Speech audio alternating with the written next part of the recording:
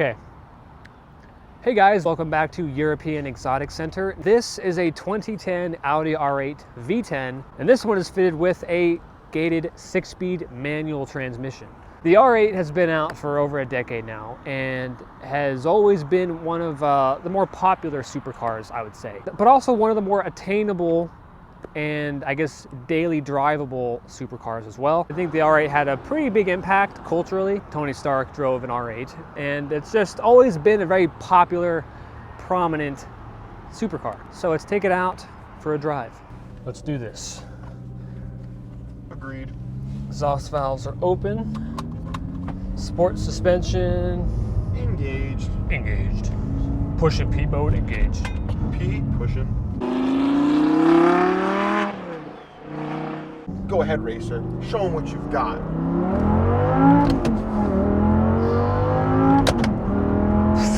So we have a 5.2 liter naturally aspirated V10, 525 brake horsepower, 0 to 60 time of about 3.7 seconds, 3.8 seconds. I mean, with the manual, probably about 3.9. With the way you use the manual, like 6? Probably.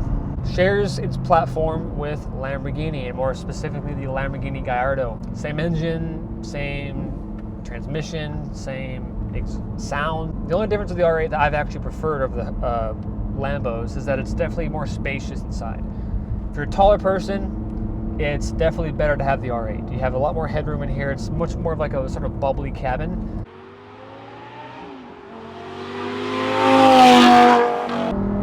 Yeah, steering in the corners, it's very well weighted, feels very balanced. It's hard to find this sound nowadays in some of the newer supercars. Revs to 8,500 RPM. It sounds absolutely glorious. Sounds angry. Sounds properly enraged, like it's on roids. Straight roided.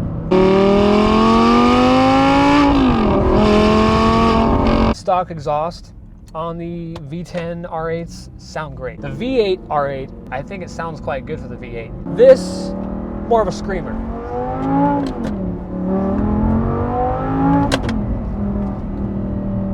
I kind of zoned out for a second. I heard you just go, this is more of a screamer. And I was like, okay. This is a 2010, as I said, and so it's what, 12 years old now?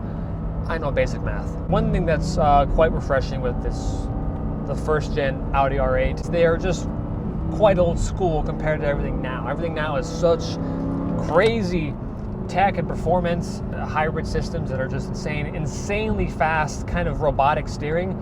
This is a more, like I said, back to basics kind of feel to it. Heavier steering, slower steering, but still amazing in the corners. And because you have all-wheel drive, you have tons of confidence behind the wheel. Now let's talk about probably the best part about this car is the transmission. This is a 6-speed gated manual. It is very difficult to find a gated manual nowadays for a reasonable price, right? A modern Ferrari with a gated manual, you're gonna be paying about $200,000 range. $130,000 range, you can get a gated manual V10. That is pretty nuts. It's tons of fun. It's something we don't have anymore. You don't get this kind of stuff anymore.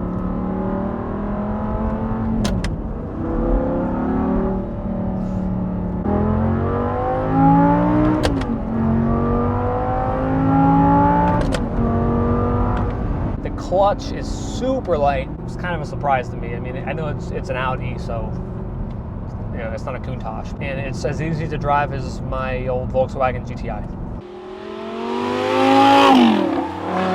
Visibility is also fantastic. I mean, I can see out pretty well. Of course, there's a couple of horrendous supercar blind spots that are just by default. Wow. Yeah, I mean, in the corners, top speed on this car is about 200 miles an hour. It's a very linear power band. It's nice. It's not so fast that you can't really savor the moment. With this car, it's fast enough for the street. You can use all the power all the time. In here, it is quite spacious inside. Seats are quite comfortable, and a lot of padding, I would say, but also good bolstering. It's a good balance of a performance usable seat. And because it's an Audi, It is quite reliable. And yeah, you're getting a Lamborghini experience for less money. And that's something that's always been very appealing with the Audi R8. The R8's appeared in a lot of pop culture over the years, and it's always been a very loved supercar. I mean, I think it seems like everyone kind of at least likes an Audi R8. When you, like, people like R8s. Yeah, they're like, oh, okay, it's a solid car. Yeah. Or, you know, you could absolutely love it. You know, there's no one is really like hating on R8s. At least I haven't met them. If you buy an Audi R8, you know you made a great purchase. I'm gonna take a sip out of my Mandalorian corksicle real quick. He's a loser.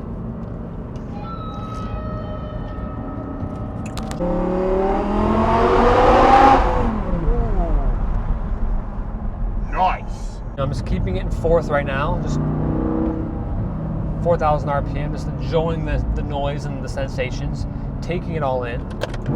Easy downshift, light clutch, light throws, Bang & Olufsen sound system. It is a great daily driver, as I said. Yeah, turn in,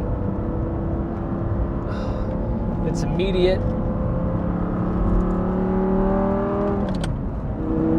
There's nothing wrong with this car. I mean, I guess you could say looks are subjective. I mean, I've always liked the R8. Back in the day, Clarkson was like, oh, it's not, it looks different from everything else. And it doesn't look like its sister car, the Gallardo. The rear grills, the front grills, the side intake has always looked fantastic. Even like the fuel cap looks really cool.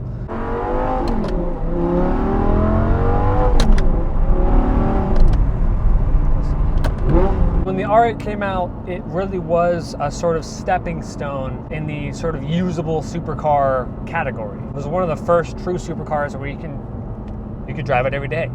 And now a lot of modern supercars are like that. I mean, you can drive pretty much anything now every day.